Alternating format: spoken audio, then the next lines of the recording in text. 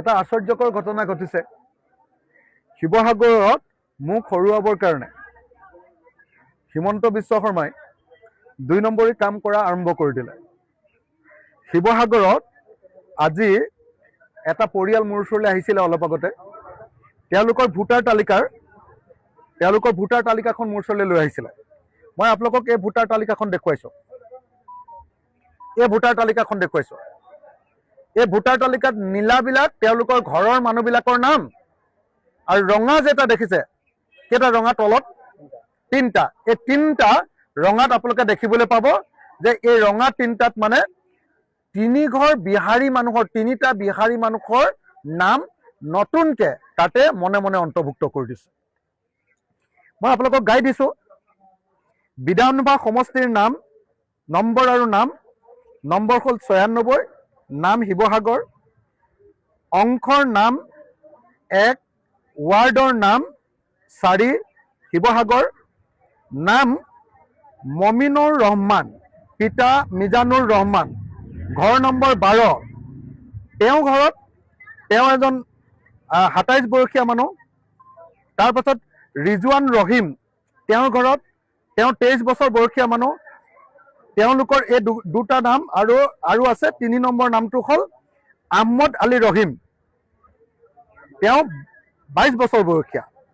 এই 3জন মানুহ থকা এই ঘৰটোত কি কৰিছে, 3টা নতুন মানুহৰ নাম ইয়াত অন্তৰ্ভুক্ত কৰি দিছে ভুৱাকে।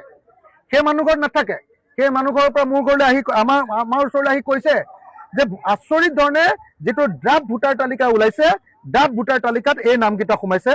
এক সোমাইছে গীতা দেৱী, স্বামীৰ নাম গৌতম চাহু, ঘৰ নম্বৰ 12। এই মমিনুৰ ৰহমানৰ ঘৰৰ 12 নম্বৰটোত এওঁলোকৰ নাম দি দিছে। বয়স 51, লিংগ মহিলা। তাৰপাছত দিছে অমিত চাহু, পিতাৰ নাম গৌতম চাহু, ঘৰ নম্বৰ 12, বয়স 28, লিংগ পুৰুষ। তাৰপিছত দিছে কৰণ চাহু, পিতাৰ নাম গৌতম চাহু, ঘৰ নম্বৰ 12, বয়স 21, লিংগ পুৰুষ।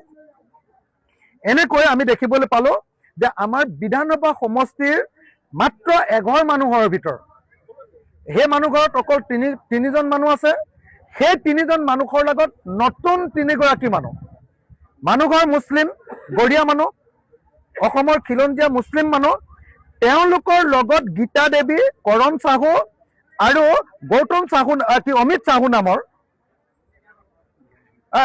বিহাৰী সম্প্ৰদায়ৰ 3টা নাম এই ভোটাৰ তালিকাখনত অন্তৰ্ভুক্ত কৰি দিছে। আৰু এনেকৈ শিৱসাগৰত কি কৰিছে, ভোট চুৰি কাম আৰম্ভ কৰিছে। আৰু এটা পৰিয়ালৰ পৰা আহিছে, মই সেইটো এতিয়া দেখুৱাই নাথাকোঁ, এটা উদাহৰণে দি দিছোঁ। তো ইতিমধ্যে শিৱসাগৰত ভোট চুৰিৰ কাৰণে বিজেপি আৰু RSSে কাম আৰম্ভ কৰি দিলে। কোনোপধ্যে এই কাম হ'বলৈ দিয়া নহ'ব। আমাৰ BLO সকলক, আমাৰ ৰাইজৰ দলৰ যিসকল BLA আছে, বুথ লেভেল এজেণ্ট আছে, তেওঁলোকক মই অনুৰোধ জনাইছোঁ, সকলোৱে নিজৰ BLOৰ লগত, বুথ লেভেল অফিচাৰৰ লগত তেওঁলোকে যোগাযোগ কৰক। সকলোৱে নিজৰ মই শিৱসাগৰৰ ৰাইজক, বিশেষভাৱে শিৱসাগৰ নগৰৰ 14টা ৱাৰ্ডৰ টাউনৰ ৰাইজক নিজৰ ভোটাৰ তালিকাখন আপোনালোকক চাবলৈ অনুৰোধ কৰিছোঁ। আপোনালোকৰ ঘৰৰ বিপৰীতে কেনেবাকে আপোনালোকৰ অচিনাকি কোনোবা মানুহৰ নাম ভৰাই থৈছে নেকি, আপোনালোকে নিজে পৰীক্ষা কৰক আৰু নিজে ইয়াৰ বিৰোধিতা কৰক।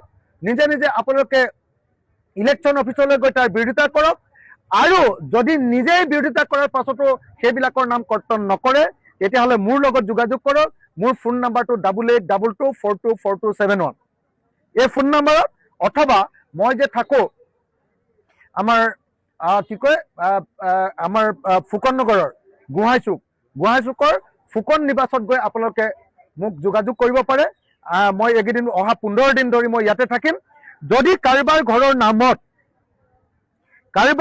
নামত আমাৰ পুৰণি বাসিন্দা, স্থায়ী বাসিন্দাৰ পিছফালে অন্য অচিনাকি মানুহৰ নাম ভৰাই দিছে, তেতিয়াহ'লে লগে কমপ্লেইন কৰিবলৈ নাপাহৰিব।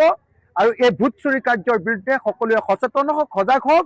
আৰু আমাৰ নিজৰ সাংবিধানিক অধিকাৰ, ভোটাধিকাৰ বঞ্চিত কৰি অসমীয়া জাতিক কেনেকৈ বহিৰাগতৰ দখললৈ নিব খোজা হৈছে তাৰ বিৰুদ্ধে প্ৰতিবাদ সাব্যস্ত কৰক।